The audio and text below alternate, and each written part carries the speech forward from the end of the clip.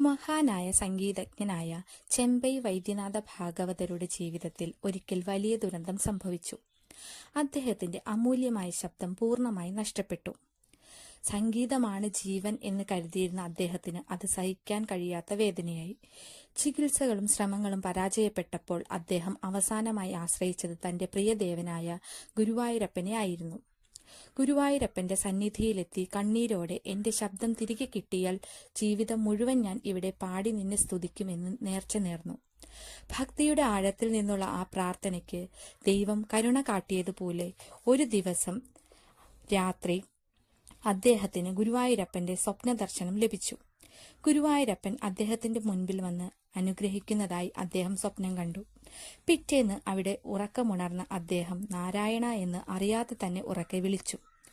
നഷ്ടപ്പെട്ടു പോയ അദ്ദേഹത്തിന്റെ ശബ്ദം പഴയതിലും തെളിച്ചത്തിലും ഗാംഭീര്യത്തിലും അദ്ദേഹത്തിന് തിരിച്ചു കിട്ടി. ഗുരുവായൂരപ്പന്റെ ദാനമാണ് തന്റെ ശബ്ദമെന്ന് ഉറച്ചു വിശ്വസിച്ച അദ്ദേഹം ബാക്കിയുള്ള കാലം മുഴുവൻ പ്രതിഫലം വാങ്ങാതെ ഗുരുവായൂരമ്പലത്തിൽ സംഗീതാർച്ചന നടത്തി. ഇന്നും ഗുരുവായൂരിൽ വച്ച് നടക്കുന്ന ചെമ്പൈ സംഗീതോത്സവം ഈ ഭക്തന്റെ സ്മരണാർത്ഥമാണെന്നാണ് പറയപ്പെടുന്നത്.